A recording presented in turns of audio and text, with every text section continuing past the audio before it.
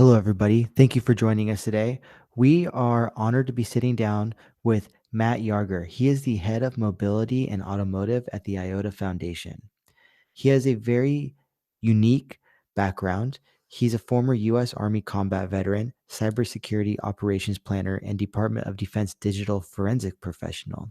His educational background encompasses extensive military training in radio frequency analysis, cybersecurity analytics, and multiple facets of computer science, including developing, reversing, and disrupting systems and software. He has advised and developed multiple platforms in the distributed systems and blockchain spaces. And now he's at the IOTA Foundation. So thank you so much, Matt, for joining us today. Thanks for having me. It's a pleasure to be here. So for beginners, I'm kind of curious, what's been the craziest experience that you want to discuss regarding your career? My whole career has been a little bit crazy, honestly. I mean, I started out from a small town in the middle of nowhere in North Carolina, and I joined the Army to kind of escape from that segment of my life. And I quickly got into this, crazy space of can't talk about what I do situation.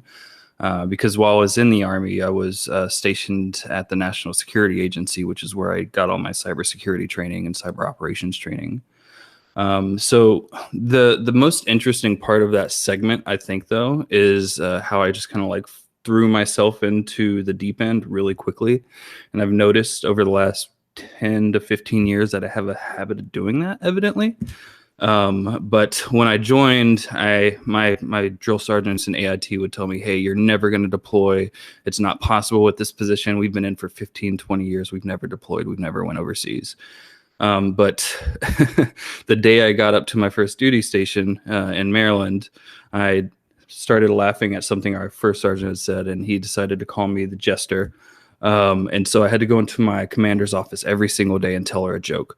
And through that experience, I kind of lucked out in a way because I became close with the leadership of my organization. And she was the commanding officer of a very difficult to get into deployment opportunity. And whenever it came up, I said, hey, I would really like to do this. And I submitted, and at 18 years old or just turning 19, I was training with spec ops guys and paratroopers and all kinds of stuff in different places, doing all kinds of really fun stuff. And then I went overseas and I was doing night operations with infantry and scout guys for catching terrorists and doing all kinds of cool things based on signals and cyber and getting into that side. So that entire experience was really like life-changing for me. It was also very hectic and very high stress. One thing I think some of my listeners might be interested in is your experience as in radio frequency analysis. Could you speak a little bit to what that entails? Yeah, so I can't talk to a lot of it, but the essence is understanding how signals work and how frequencies work, how the frequency spectrum works, and how the different aspects of collection and uh, sending signals operate. So there's a lot of different aspects there where you're essentially understanding the different frequency bands, how to use different types of dishes or equipment to collect them, and then the different ways to actually decrypt or access the information that's going through a frequency band. Did all of this lead you towards crypto, or did you take another path there? Yeah, so it was a long road. I started out with signals because it was the best opportunity based on my scores and everything. I had free reign pretty much for any job. And I decided, this is the one that I think is going to have the longest career opportunity because I wanted something I knew was going to be secure in the long run. And then as I was going through that situation or that career path, I ended up getting stationed as a network and a system administrator for a pretty large management center. And through that process, I got really familiar with cyber systems and network defense and things of that nature. So it started to really push me down this deep technical computer science path. And as these things were happening, they were starting to design the cybersecurity roles for the military. This was previous to Cyber Command and previous to any of the cyber units and everything like that. So I re-enlisted to be the first Army re-enlistment for the new cybersecurity MOSs or jobs. I went through the class, I did really well there, and then I came back and was doing a number of other things prior to Cyber Command becoming an entity. And I actually got to be involved in the creation of that in a lot of different ways as well. So as I was going through that, I started to get more and more onto that technical side. And then as I transitioned out of the military into digital forensics, that's where it really balanced out my security background between network security and system security and endpoint security.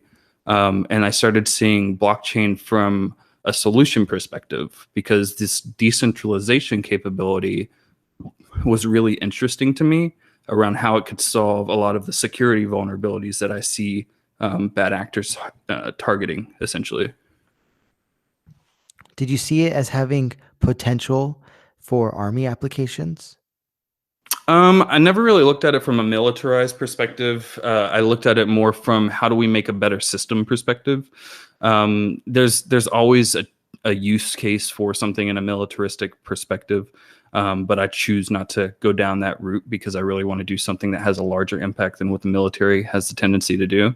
I mean, from my perspective, I did join the military because I wanted to do some good and I wanted to make a difference, and I knew I wasn't going to have that opportunity where I was. And I got to see a lot of different things, and I got to catch bad guys and stop people. I never had to shoot at anyone, luckily, but I was, in those kind of situations pretty frequently as well. But understanding the environments in Iraq and all those other places and the lack of what they have there and really seeing what a developing nation is at its root opened my eyes to a different way of thinking. And so when I started looking at blockchain, it was more towards what can we build that isn't just a solution for us, but what can we build that's a solution for everybody? Because that's really one of the core underlying beliefs of decentralization is by taking these systems that we're using, whether it's financial or what have you, and decentralizing an aspect of them, it opens up the market and it allows this barrier of entry to be reduced so that people anywhere can actually start to like step in and better their situation and have opportunities they didn't have before. You mentioned that having been in Iraq or the Middle East changed your perspective and led you to begin viewing the world a bit differently. Could you kind of elaborate on that and then how that also fed into the way you viewed blockchain?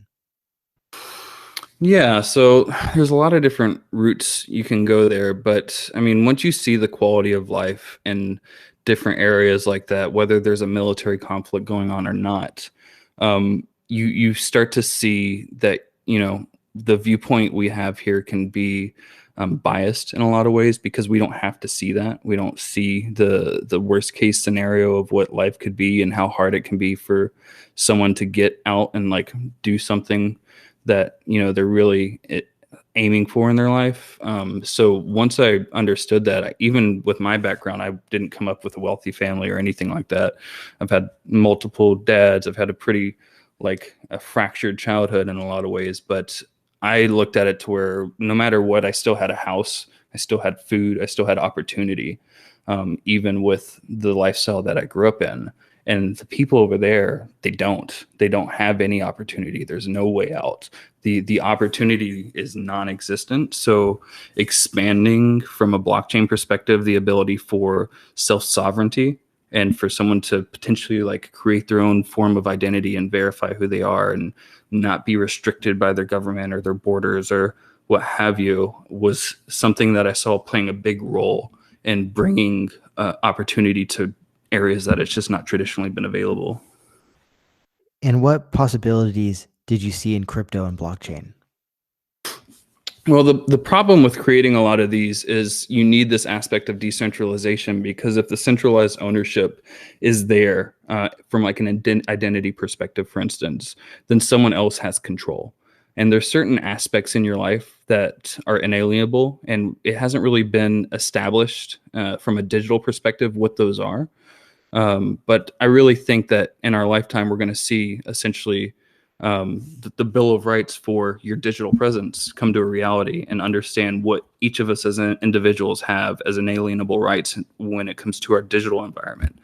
But to do that, you can't have one nation or one organization own the digital space. It has to be open and permissionless and be able to be entered and accessed by anybody anywhere. So the only thing that does that, from my perspective, was blockchain. When I initially looked into it, I said, hey, there's a lot of stakeholders and chain of custody processes and all these other things, and they don't share data. They all own their piece of the pie, and they're not willing to collaborate with each other. So it makes things very difficult, and they kind of hold that above each other in a lot of ways. But as I dug through the different blockchain technologies and really started to see, okay, Bitcoin's amazing, Ethereum and smart contracts, Cardano, all these different things that are doing amazing work and creating things that have never been able to be created. I started to also see the restrictions that come into place with that, because the barrier to entry is still pretty high. The cost to get into one of those environments and actually use the financial system is still pretty high. The cost for transactions or doing smart services or anything like that with smart contracts is still pretty high.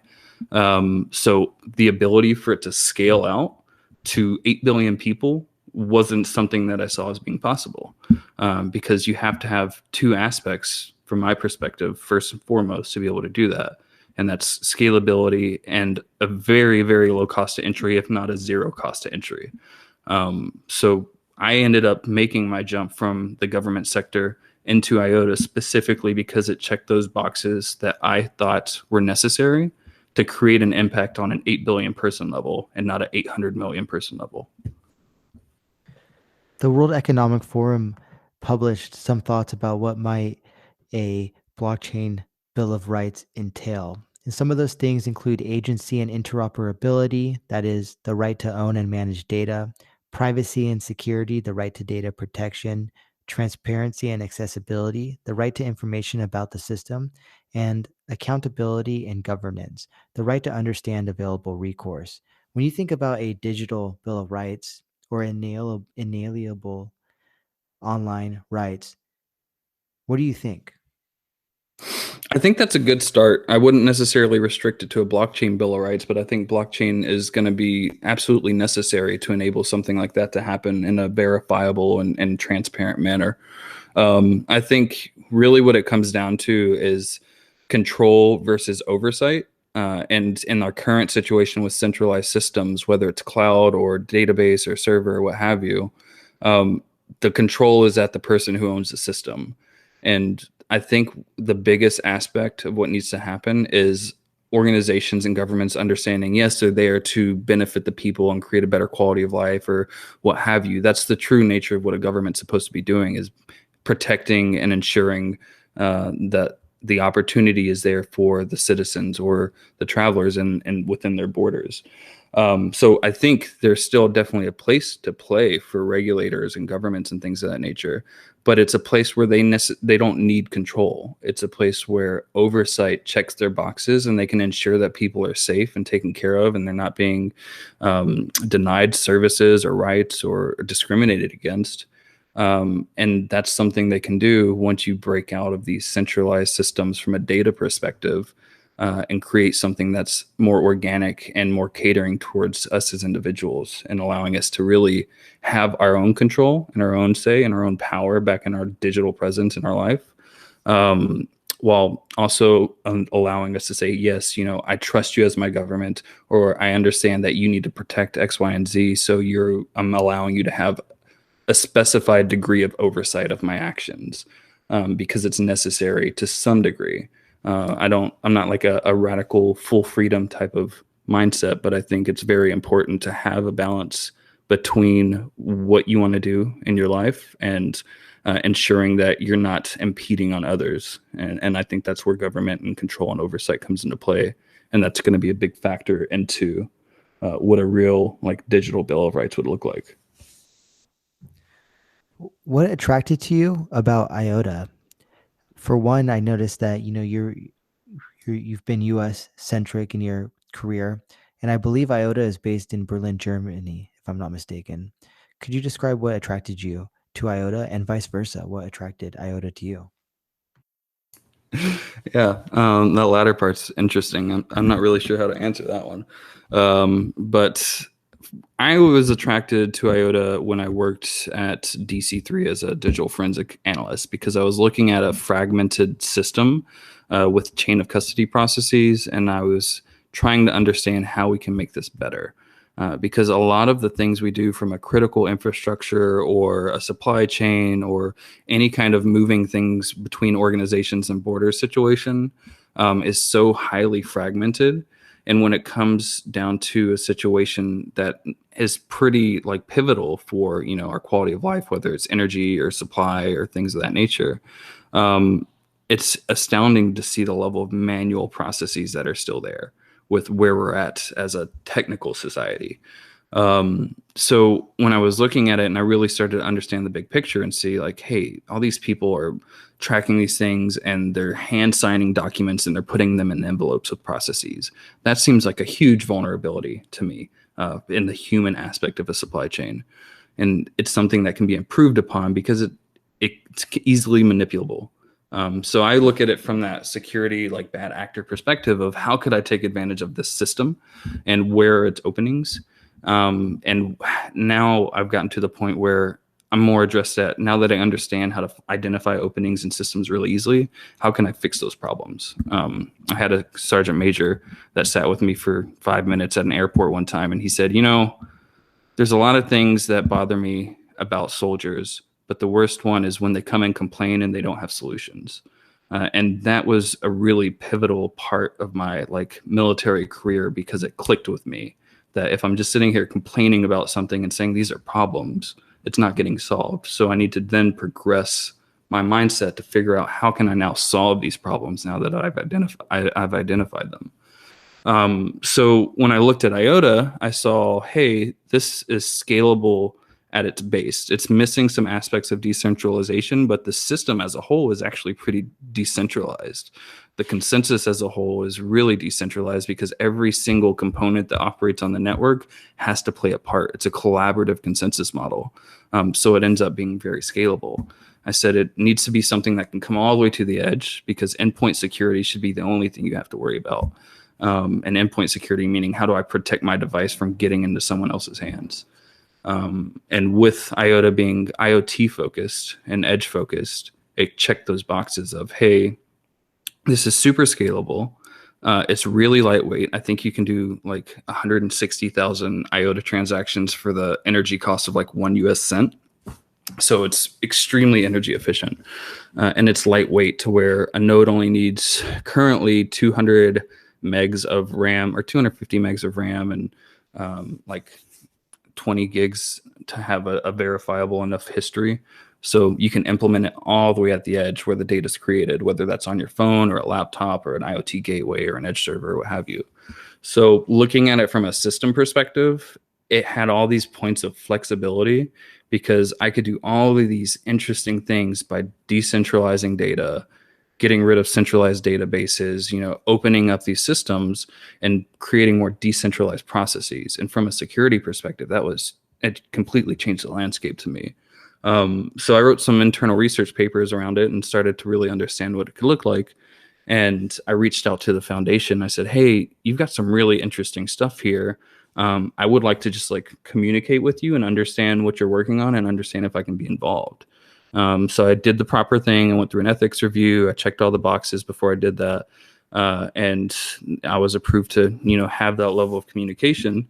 And then after a few months of it and getting to know the team and seeing what they're working on and understanding the mindsets around impact and, you know, changing systems for the better, that's when I was like, this is something I need to be more involved with. It's not something I can just do for a few hours a week and write research papers on. I want to be involved in like the core of building it.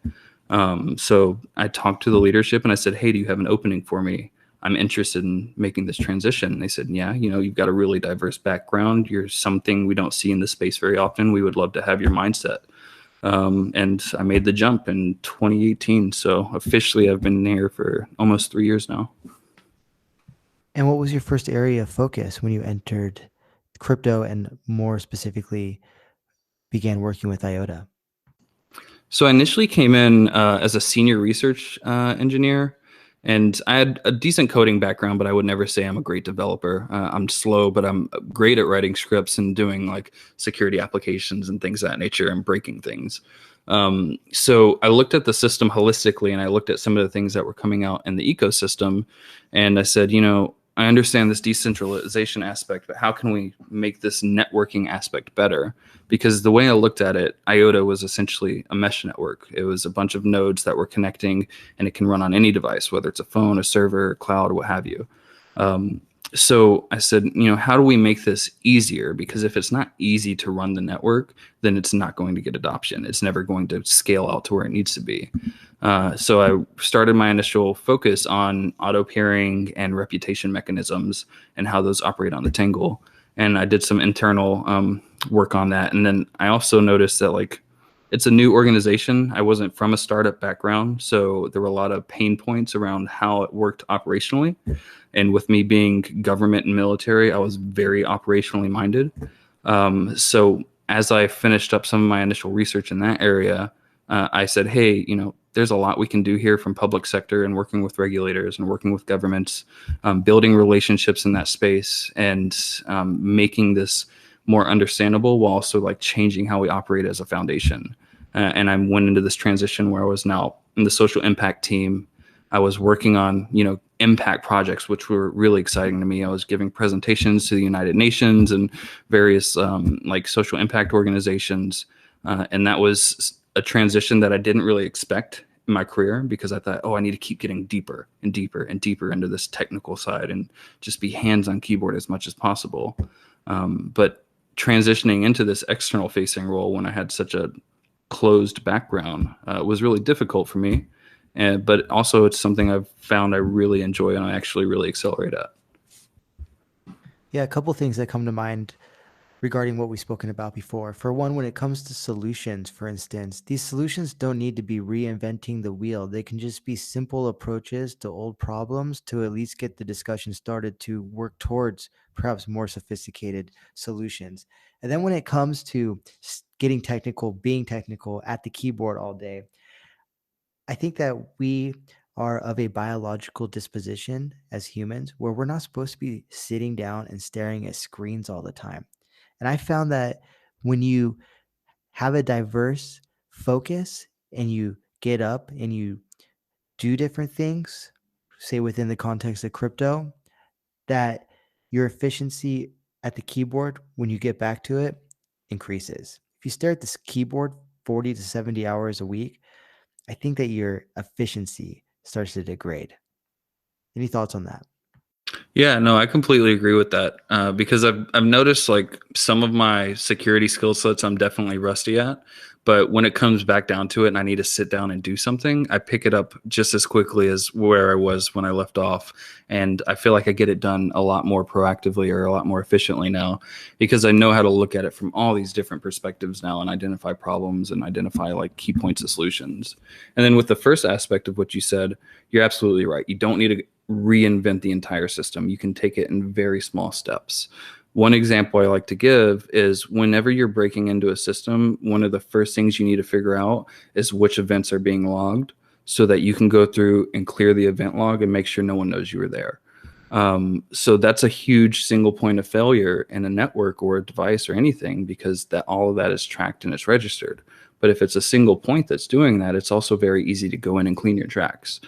With decentralized data, doing something as simple as taking an event log and decentralizing it in your existing network highly, highly increases the security and the awareness of what's happening in your system. And that's something that's extremely easy to do. It doesn't need to be a big ask. You can put something like IOTA Streams into it and you can start publishing events onto the Tangle and it's there. It costs you nothing. It can be done in a day.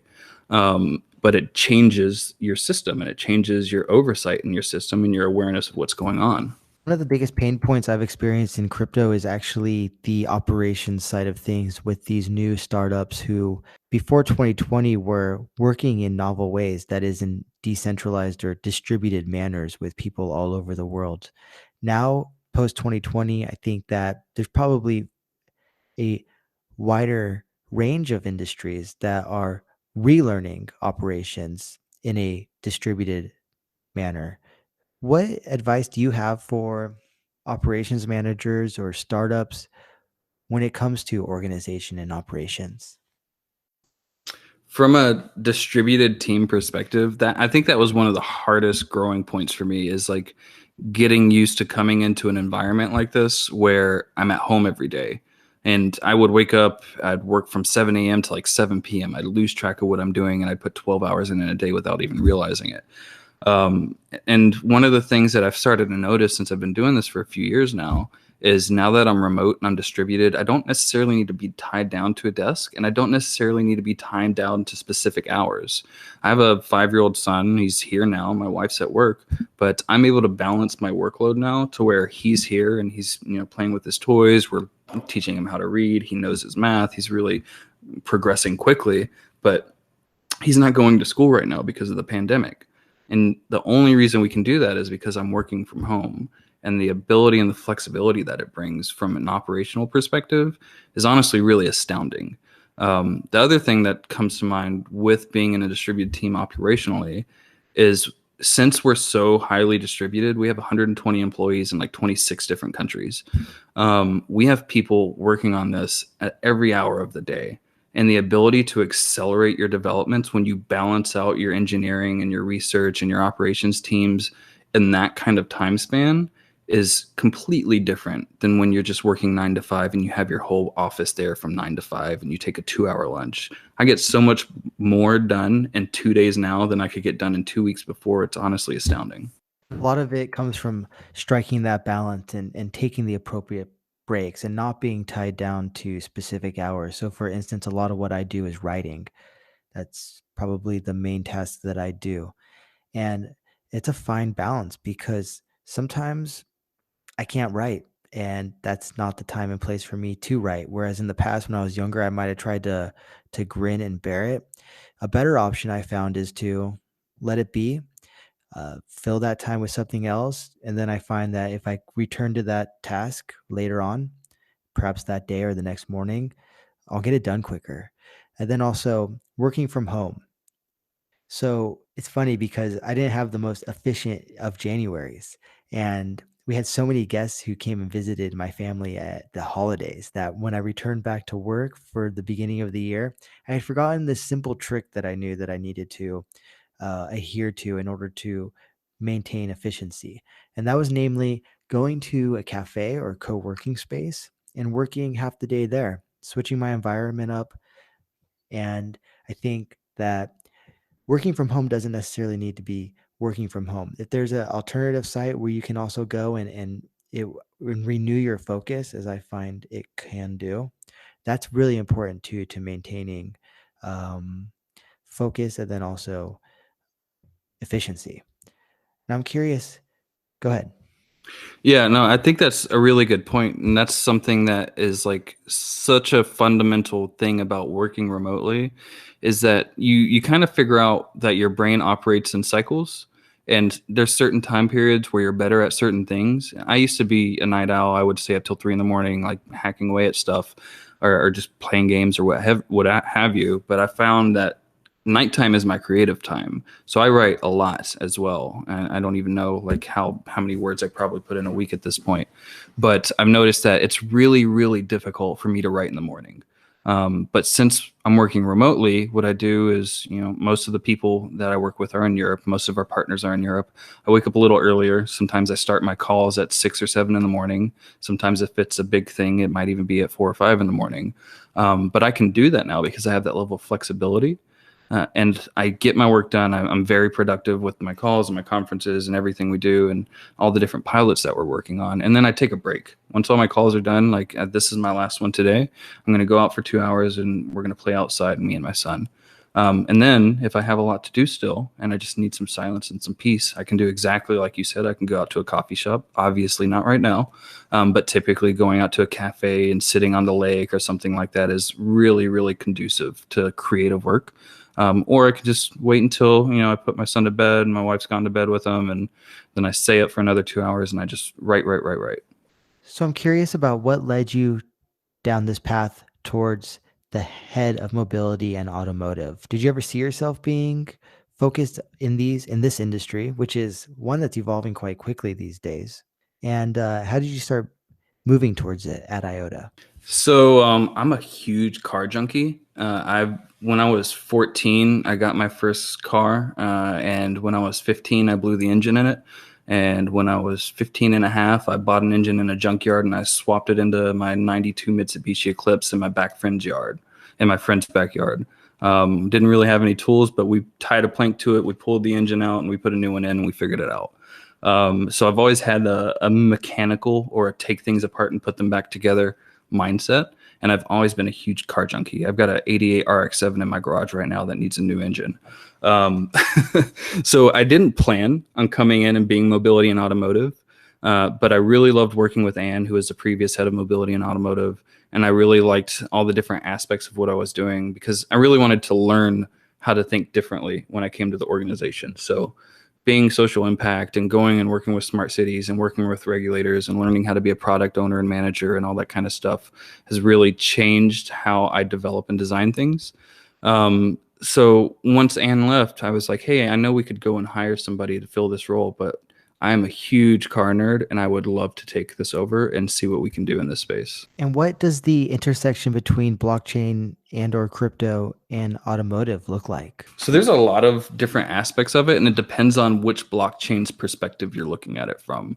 And that's one thing I really like to get clear with everyone is that different blockchains do different things. They're not all going, there's not one that's going to rule them all. Bitcoin is a great store of value.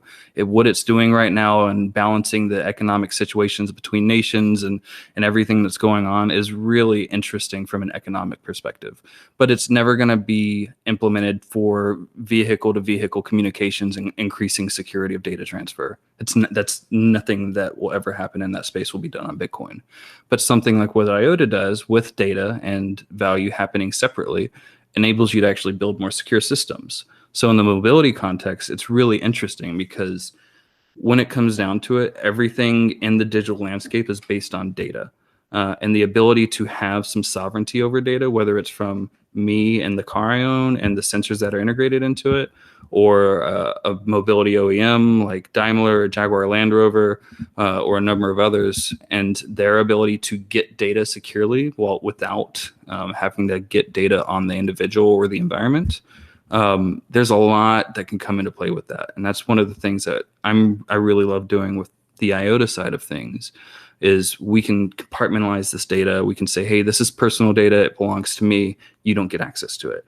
And I can say that I own this car. This is environmental data. I want to contribute to my environment. So I'm going to let the city have access to environmental data or traffic data or what have you from my vehicle. And then product data, okay, I got a Mercedes. It's got a lot of sensors in it. If I could put IOTA into it and allow Mercedes to have access to product lifecycle data and be able to track the devices and the equipment that's in the vehicle, how they're progressing, and be proactive with things like recalls for airbags, sticky gas pedals, sensors in airplanes, all these different things. Once you have oversight and you can actually see the patterns and what's going wrong, you can respond proactively. And that's a big thing about IoT. It's about how do we do proactive maintenance? How do we do things before they're necessary and not at the last minute? But with IoT, there's a huge security aspect. Their systems are highly vulnerable. So its ability to come to scale and come to adoption is contingent on how can we do this in a way that's low risk.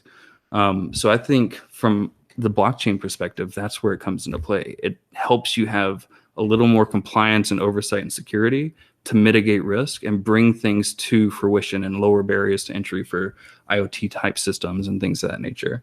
But then also taking that and implementing it into other blockchains. Like one of the things we want to do is we want to take the data aspects of IOTA and make them available for other blockchain smart contracting platforms, because that's something that's very unique to us. The ability to put a node on a device and pull the data directly from where it's generated at. Not pull data up to a server and then process it and put it into an Oracle, but pull it directly from where it's generated on the sensor or on the device. So it's secure all the way up the data supply chain, and then build smart applications around that. We're doing that with environmental, with mining, with a number of other situations. What do you think some of the core components of blockchain that will be used towards these aspects? Well, what do you outline as core components?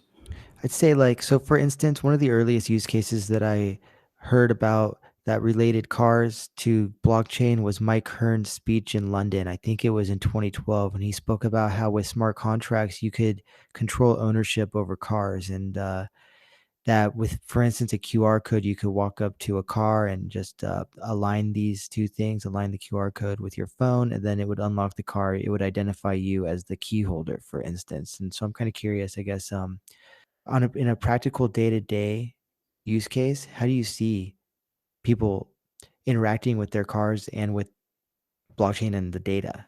Yeah, no, that helps a lot. So that's what we focus on with our layer two capabilities, and I've really pushed the different aspects to fill those fundamental roles that you're referencing. And I think it comes down to a few different capabilities. One is how do you structure and secure the data first off? Because if you're going to do smart contracts with car registrations and access and vehicular history and everything, you need to be able to have historical data. And you can't do that in a scalable manner if you have to pay transactions for every or fees for every transaction whenever you drive 20 miles. So now my odometer readings are updated on the blockchain. It's not scalable to do that. But with the things we're doing in the data aspect and the IoT aspect, you can do that very easily. But so I think one is how do we structure and secure that data? How do we share it and make it available very easily for free and have control be on the owner's side or the organization side if it's like a commercial vehicle or something like that? The second is how can we ensure that access isn't restricted to centralized systems? So one thing that's happened in the last few months is a lot of Tesla owners got locked out of their cars when the databases went down because they were reliant on their phones. And the way it operates is your phone goes up to the centralized system, which stores your credentials and allows you to have access to your vehicle. So when the centralized system went down, you no longer had access to your vehicle unless you had the physical key. But so many drivers have become accustomed to using their phone that they don't carry their physical key anymore. So they were locked out of their cars for 1.5 to 2 hours, I believe. So there's a lot of little things in existing systems that are very centralized and are pain points that we see in very big ways when they happen. And I think the data aspects and the access control mechanisms around that, we're going to see this year, if not very, very soon. And it's going to change the way that we're starting to build these systems. I think the value aspects are very important for how crypto and blockchain grow and what they're used for. But I see those coming around digital services, and that's what smart contracts, from my perspective, enable. Is they enable autonomous digital services and autonomous economic agents in like a global decentralized way, which I think has huge potential. But for it to reach its real potential, you have to have the root of what goes into them right. And that root is what are they acting on? How do we have the data secured? How do we ensure they're making the right decisions because they're autonomous and there's no one there to verify things along the way? So that's commonly known as the Oracle problem and things of that nature, which I'm sure a lot of people know about. But it comes back to those first order principles of like, okay, you have a distributed system with consensus and historical data. So you have a decentralized system. I get that. But how do we bring it to everything? How do we bring it to 8 billion people, 800 billion devices, and change the way we design these systems from the ground up so that they're secure, they're frictionless, they're easy to use, and we can have this huge plethora of digitally native services that are just efficient and accessible to everyone. I think the potential is honestly mind-boggling, and the things we're going to see in the next 20 years is going to be ridiculous. So let's say like the digital bill of rights is recognized, and when the US Constitution was written, the founders didn't see it as a piece of paper. They felt that it really just expressed the way that the people should behave, and that the way in which we behaved was the nation's constitution, and that the Constitution, in terms of the piece of paper, was a guiding document. So let's say that like we innately recognize and behave in such a manner that is in line with the digital bill of rights and a digital constitution. In 20 years, in these smart cities, what do you think life could be like? Oh, that's a tough one. So smart cities is really interesting because it's not a thing. Like a smart city isn't a solution that you make. It's a system of systems. It's multiple different components coming together in a unique way. And for smart cities to happen, the city itself has to have smart regulations, has to have smart innovation, and it has to be able to do things with agility that typically cities aren't very good at doing currently. So, I mean, I think we see a lot of what can happen in smart cities in areas like Singapore. They have some amazing technologies at work, but they also have some other perspectives that a lot of people don't agree with. You see it with China as well, because they have the regulatory capacity to just say, "Hey, we're going to do this," and they do it. Um, but there's also the bad side of that with human tracking and reputation systems for people and live credit systems based on your actions. So there's two different ways it can go. There's that direction, which I think is surveillance capitalism at its worst, and then there's the other aspect to where you get to say, yes, this is what the government should do and what they shouldn't do. And this is how I interact with systems every day. This is how I secure my house with a smart lock. This is how I have sensors in my home to tell me what's going on. So if someone breaks in or something catches on fire, how can we be proactive about that? And how can we notify emergency services faster? This is how I interact with public transportation, where I don't have to go up and wait in line to get an access card for the subway. I can just come in and tag in with my phone, and it's connected. But it's only connected because the data aspects are frictionless and they're secure and they're compartmentalized in a way that's safe. So I think the future of the smart cities is crazy. With how smooth everything's going to be. One of the things we talk about with the city of Austin is this multimodal transportation solution, to where you can have interactive route planning to say, this is the direction you need to go based on all the other cars that are on the road. And if you want to get there and your goal is to just really have energy efficiency and emissions efficiency, you can catch this bus at this time at this location. And then next thing you know, you get off the bus, they've already got some scooters sitting there, and it's going to take you to that last mile of your job, which is another 4 blocks away. So connecting all of these segmented and fractured systems is not something we can typically do with a centralized structure, because all these organizations don't want to share data with each other. But identifying the key aspects of the data that allow them to have this type of operation and just decentralizing pieces of them a little bit at a time is where the smart city is going to come to reality. And the smart city in a way that is catered for us as individuals and not for, government oversight or anything like that. To bring Mike Hearn up back again, who's now a developer at R3, I believe focused on the Corda project. He also gives the example of supply chains that if, say, demand spikes for a certain product in, say, a certain part of the globe, in a distributed ledger or blockchain-based system, this data can automatically be sensed in some manner, and the system can then, say, start shipping more of a certain item to the part of the globe where the demand has spiked in an automated manner. Now, so do you have any comments on that? And then also, what are some of the first steps that you're working on, say, over the next, 2 to 10 years when it comes to automotive and mobility? Yeah, I mean, I think what Mike and R3 and Cord is doing is a really excellent example of where data and blockchains comes together. I think there's only three real players in the space from what I see, and of course I'm biased. But Hyperledger, R3, and us are doing just really interesting things with data, and I think the impact that makes is completely different than what happens with financial systems.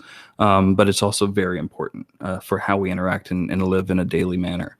But the supply chain aspect that you put into context here is another very good one. I mean, that's something that we work on with Jens. He's our head of global trade and supply chain.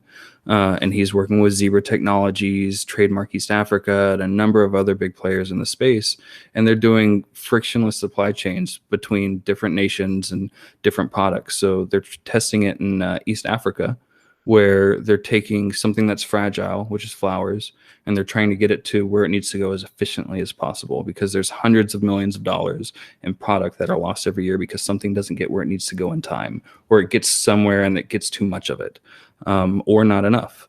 So the aspect of having that proactive supply chain and having it function in a way with data and smart contracts and identities and access, and just having all these right little pieces built in is something that we're trying to do as a general permissionless ledger at IOTA.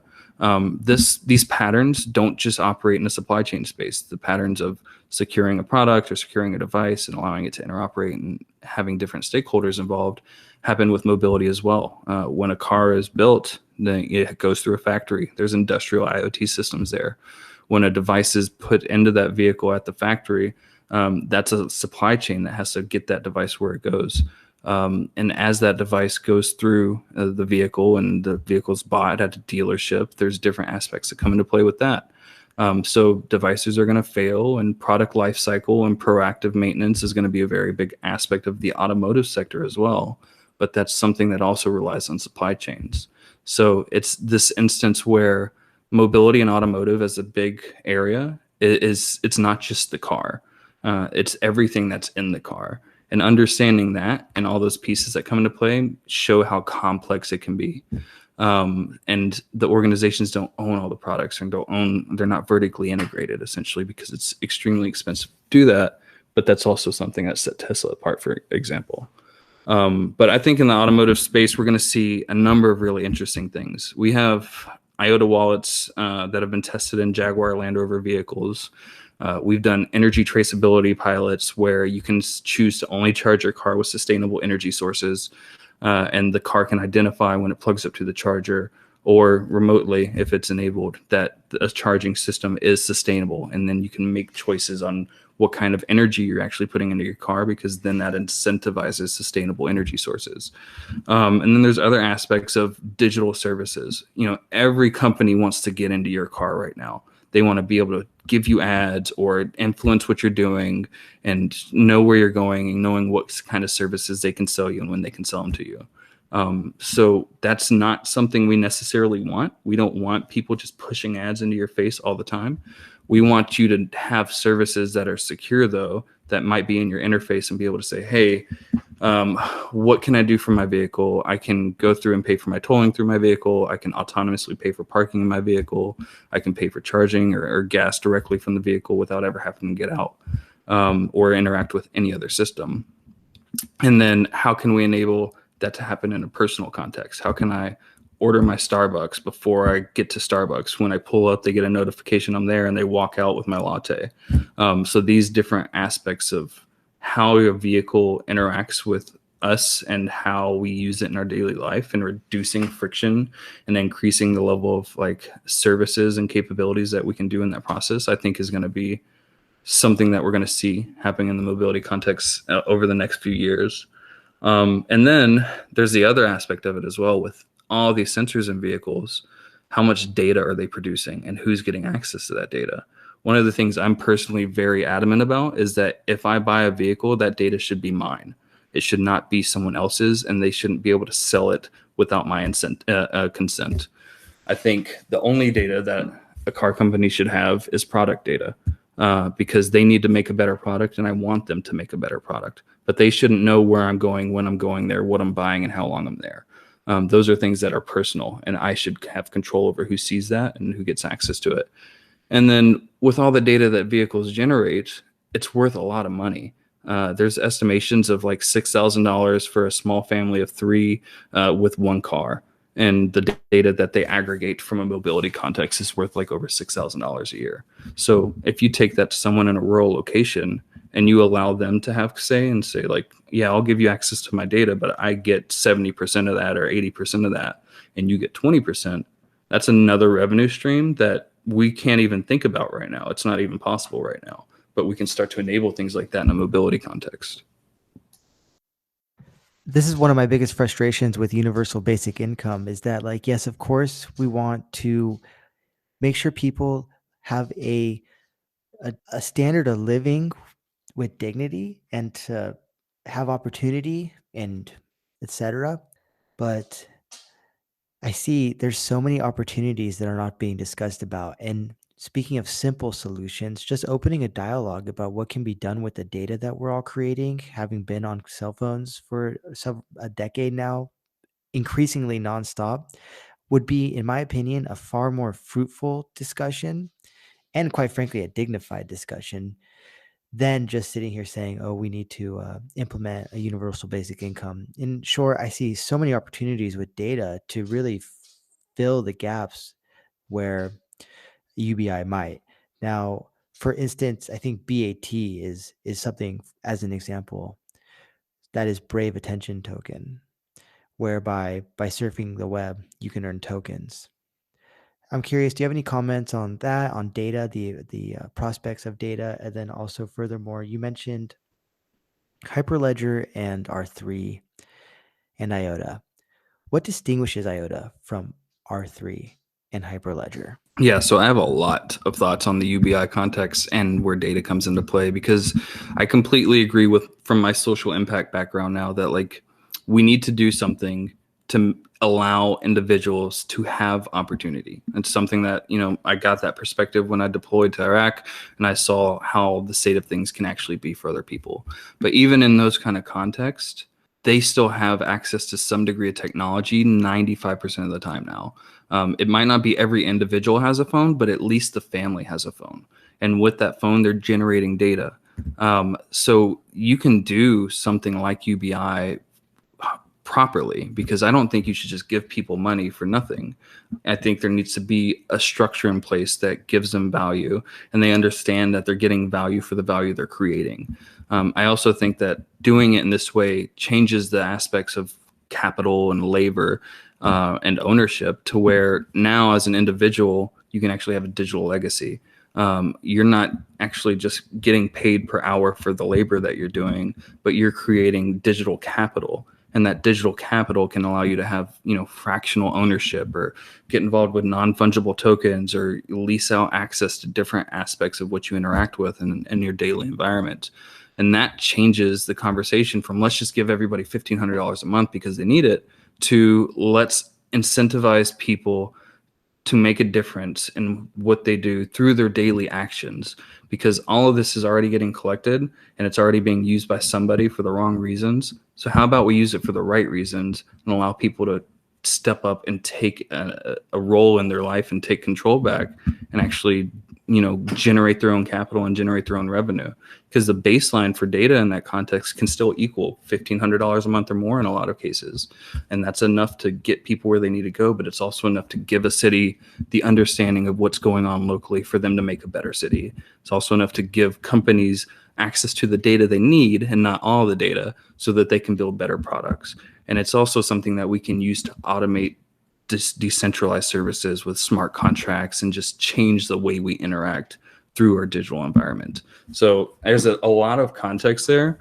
But I think, you know, the things Andrew Yang's doing with Humanity Forward Foundation and all these other things, if they built it on this kind of context, it makes sense. And it's something that we can actually do today, or we can start doing today. We just have to understand it and try. And then the difference with us and R3 and Hyperledger is they're still based on a blockchain structure. So it's still a sequential order of blocks for them. We're based on a directed acyclical graph. So it's a much more organic consensus mechanism. And what that means is every device and every individual that's interacting on the network is contributing to the security and the proof of work and the consensus of that network. So the amount of scalability factor that comes into play there is completely different. The amount of real-time data and the services that can be built on top of that kind of structure are completely different. And then the aspect that we're permissionless, we're not permissioned. You can actually do like a proof of authority with a digital identity integration and enable permissioned solutions on top of IOTA. But by default, we're permissionless, because we think 8 billion people and 800 billion devices need to interact on a protocol like this. What are some of your favorite pilots that you've done with IOTA? You mentioned the Jaguar one, for instance. Perhaps there's some others. Oh, there are so many. I think I'm working on probably a dozen pilots right now. But two of the big ones, I think the Jaguar Land Rover one was awesome. You know, it's really interesting what we've done in Trondheim with the cities there, and electric vehicles interacting, and energy traceability. We have some great work going on with the City Exchange Consortium, which is a EU-funded project under the Horizon 2020 grant. And that's doing positive and negative energy districts. So if I have solar panels on my home, can the home next to me now pay me for energy? That's awesome. Doing that on like an island that has energy issues like Puerto Rico completely changes the infrastructure. And it's really cool to think about it from that perspective. But then also there's things like climate data. Like the one everyone argues of climate change, global warming, is it real? Is it not real? It doesn't matter. What matters is we don't know enough, because if we did, we wouldn't be having these discussions. So from my perspective, like having climate data is super important to making the proper impact. And one of the projects we're working on that was published in December, I believe, is this digital MRV project, which is funded by Environment Canada. And we're operating with a climate check to build the solution. And what that does is it gives you environmental data directly from the source to evaluate greenhouse gas emissions and evaluate how that factors into climate reporting, ESG investing, carbon credits, and things of that nature. So those are some really big ones that I think are going to have just monumental impacts over the next 5 years. And then there's another one that we're doing with Dell and some other partners called Project Alvarium, which is going to get open source to the Linux Foundation. And that one's around how do we actually create this level of trust and confidence in data directly, and how do we actually start to measure that? How do we say, this system as a whole, as it manages and interacts with your data, we can tell you with a 96% certainty that it's secure, or we have 96% confidence in it because the boxes that need to be checked for it to operate in this industry have been checked, and we're verifying that in real time. So smart city applications and environmental applications and things of that nature that use something like Alvarium and use the capabilities of what we're doing with data and like landfill gas sites and things of that nature, and then bridge those together with energy solutions and water solutions and stuff like that, I think it's going to come together in a very holistic and organic manner over the next few years. And I just get excited about all of them. It's been my pleasure to sit down today with Matt Yarger. He's the head of Mobility and Automotive at IOTA Foundation, which you can find at iota.org. You can find Matt on Twitter at twitter.com/Matt, M-A-T _Yarger, Yarger. Is there anywhere else people can find you, Matt? Twitter, I think, has become my most active platform. So that's definitely the best one to follow me on and reach out. I do respond to DMs. And if you ping me and ask me a question or send me a tweet, I respond to those as well. So I try to be pretty active on there. So that's going to be your best bet. Thank you for joining us today, Matt. And thank you, everybody, for listening. Thanks, Justin, for having me.